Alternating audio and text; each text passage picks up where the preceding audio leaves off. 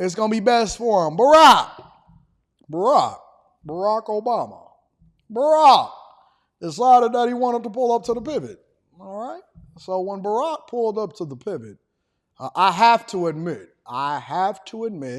he was very, very, very, very, very, very smooth with his words. I couldn't believe it. He was very smooth with his words. I said, whoa. You at work, Trini Life? All right, y'all. Let's talk to Barack Obama. I'm going to go to a part where I left off. This is where I left off. Now, I will say that prior to the 36-minute mark, I now remember why y'all voted for Barack, because his ability, I have to be objective. I don't like, Barack Obama is one of those people, he's one of those type of people where if you don't pay enough attention, he'll pick your pocket. He could talk you into picking your pocket, but he didn't actually steal your wallet.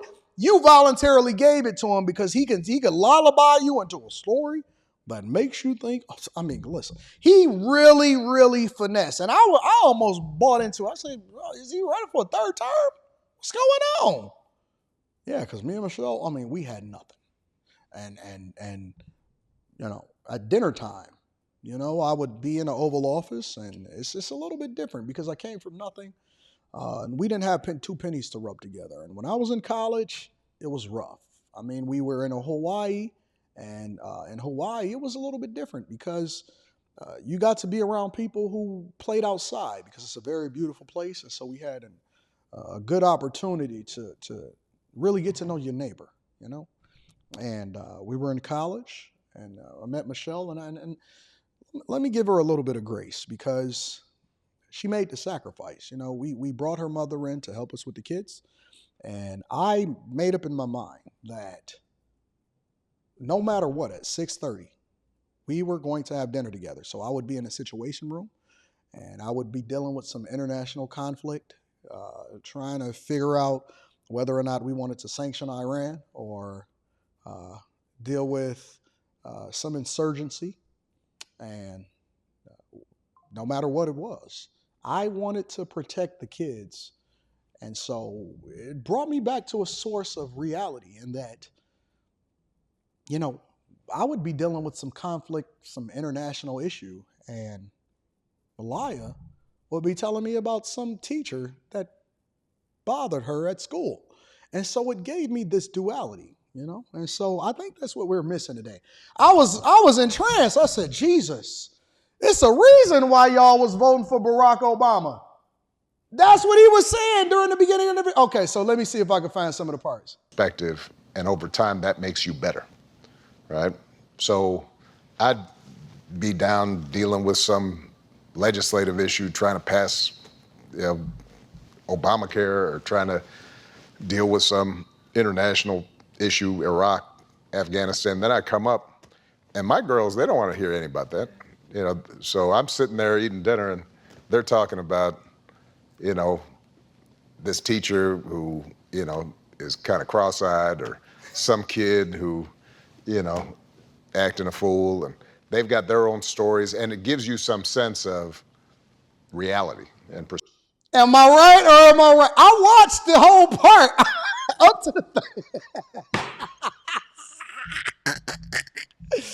I watched all the way up until 36 minutes. I said, this dude could talk a chick out of her panties if she walked up to him and told him that she was gay.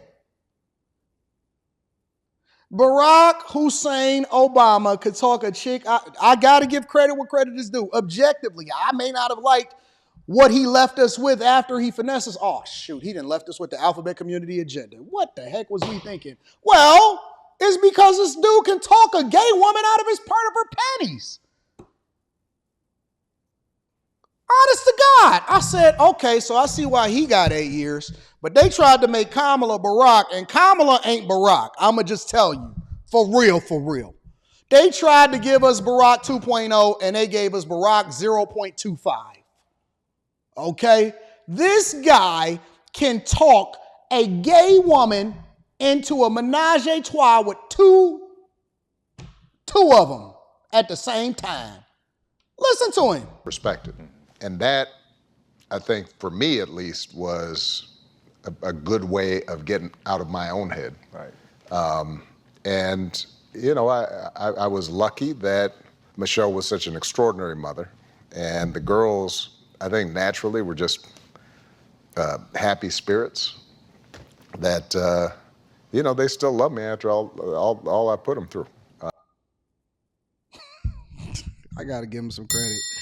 I got to give him some credit. I got to give him some credit. This dude, he knows how to grab the armchairs. And you know, Michelle, she was an extraordinary mother, and I got to give him some credit because you know they made some sacrifices in order for me to save the world. You know, and we need that sense of reality. I said, okay, Jesus, let me do this in half parts. For this thing to have me voting for Kamala Harris. I can't do that. Thank God I already cast my vote. But this is the part that I walked up, work, you know, up to 36 minutes, and hopefully we can get some substance out of that. Let's see what he got to say. And, you know, when Donald Trump wasn't even in politics, you have the case of the Central Park Five, where 5 young black kids, teenagers, are accused of beating a woman in Central Park. And he's taking out full-page ads saying they should be put to death. Turns out they were innocent. Yeah. When I was president, you know, he essentially got his political lift by suggesting I wasn't born in this country. Didn't matter what birth certificates we have. So you start from the premise that I'm not going to vote for somebody who does not see me as an equal. How's he going to represent me if he does not think that I am worthy of the same kind of representation as his kids are? And isn't that amazing? So let me tell you what the strategy is. Rock them to sleep, then give them the pill. Rock them to sleep, then give them the pill. So he masterfully, and again, objectively, I have to give him credit for being marketable. Politics, business, women, church, relationships, everything that you can think of is about being marketable. You can have the greatest message in the world or you can have the worst message in the world, but it will not resonate if you do not know how to sell yourself. Y'all need to go and get the book, How to Win Friends and Influence People, and study it, live it, breathe in it, understand what sales is. Politics is sales. They're selling their give and take. The Art of the Deal by Donald Trump. They're both great in different ways at selling and making sure that they get stuff done or they get people on board to be able to do whatever it is that they want to do from a political perspective or a business perspective. It's a reason why Barack eventually became a millionaire. He didn't become a millionaire just because he became president. He became a millionaire because he understood how to market himself to his demographic, which is why black people look at him as a messiah. And so he's basically selling you with his backstory, which then gives him credibility, especially to people that forgot who he was. And then he's able to then give you the pill. And the pill is not what's best for you economically. Because again, part of what the problem is in the black community is that we look at what people say and their story and how marketable they are, and we don't actually pay attention to what's best for us. Listen, Barack, if you're talking about representation and how do Kamala Harris, who married outside of her race, actually relate to you? If you're talking about representation, then why is it the majority of your policies affected people that didn't even look like you? Again, it's the marketing, rock you to sleep, give you the pill. He's great at selling, not necessarily the best at his agenda. His agenda, his heart, who it is and what it is that he's pushing to the American people is wrong. But the vessel that they're using to do it is phenomenal.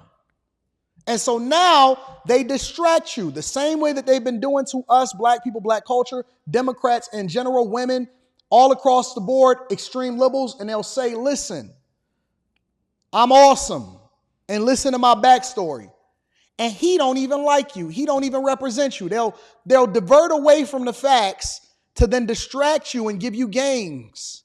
And then they'll say, hey, listen, don't pay attention to the immigration.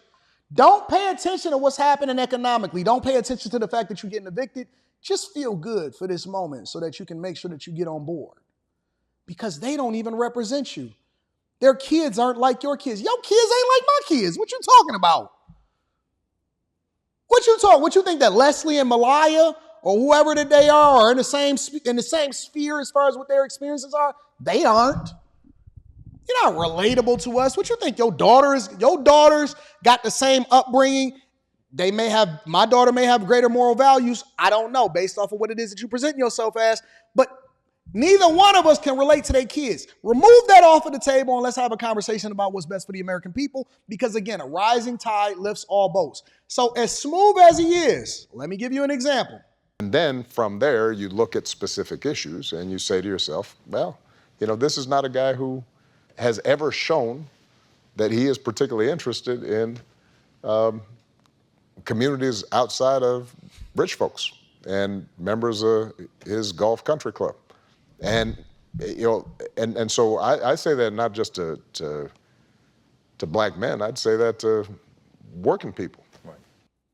I'm not just resonating with black men. I'm also resonating with working people. Anybody that's picked up a hold on. This guy is good. This guy is good. This guy is good. Honest to God, he's good. He's good. He's good. He's good. He's pretty freaking good. All the way, 100%. Let me see something. Just want to see something really quickly.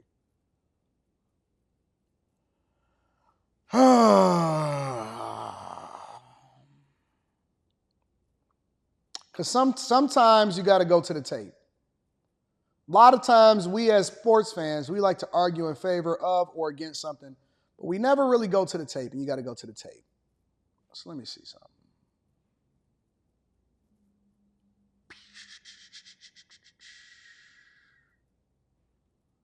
Obama and his mother moved to Jakarta. So he traveled the world.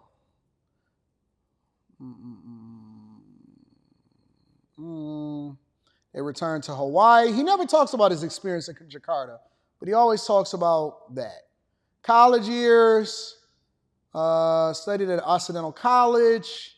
1981, he made his first speech calling for Occidental's divestment of South Africa. 1981, traveled to Jakarta to visit his mother and half-sister. Transferred to Columbia in New York, where he majored in political science with a specialty in international relations and English literature. Lived off campus, blah, blah, blah, blah, blah. Worked as a community organizer, taxpayer dollars.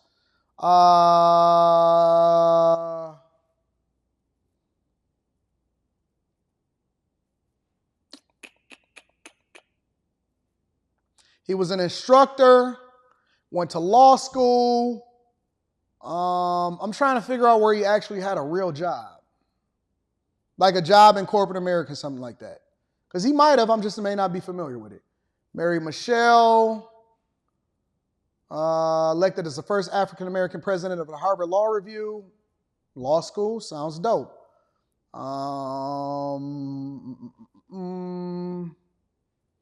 Politics. So what you're telling me is that Obama, he taught law at the University of Chicago Law School for 12 years, as a lecturer for 4 years, a senior lecturer for 8 years. So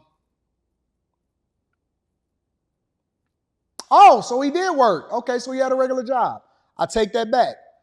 He joined Davis, Minor, and Barnhill, a 12-attorney law firm specializing in civil rights litigation and neighborhood economic development, where he was an associate for 3 years, 1993 through 1996. Okay. So he was a full-time lawyer, involved in 30 cases, accrued 3,700 billable hours. Where did they get this information from? We're just going to assume that it's right.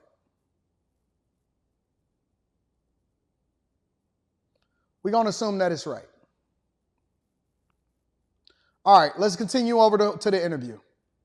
Here's a guy who built his business where he was stories at him, they couldn't do nothing about it. That's his orientation. That's his starting point. And so now, what I'll hear from some brothers is, all right. So this is the good part. This is where he talked to the brothers. Let me rewind it. Let's start it from the back. All right, y'all ready? Now, what I'll hear from some brothers is, I got a check during the pandemic. And then I've got to explain to them, well, actually, you got a check from Biden too during the pandemic. It's just he didn't put his name on it. Yeah. He wasn't self-promoting. During the financial crisis in 2008, 2009, I gave you guys relief, and I just didn't put my name on it. So sometimes it's necessary to clear up information.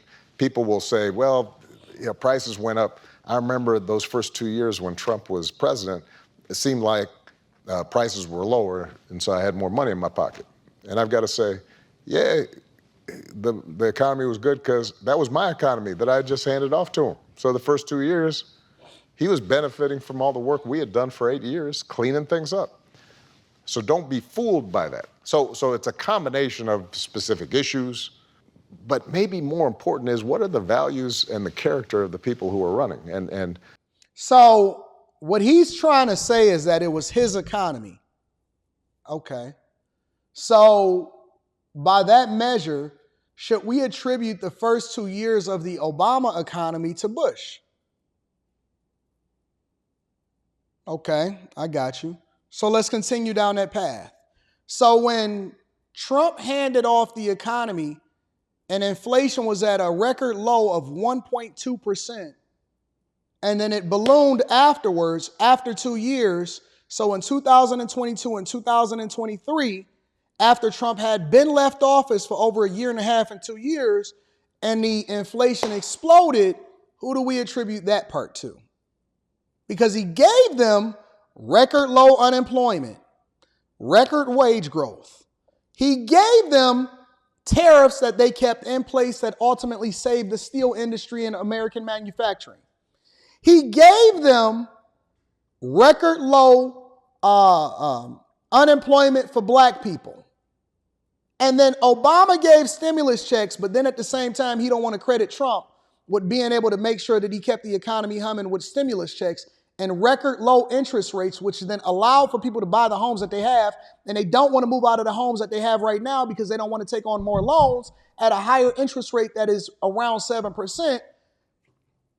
And so you don't want to attribute the successes that Trump had to him. So did Trump have any successes, or is it only because of you?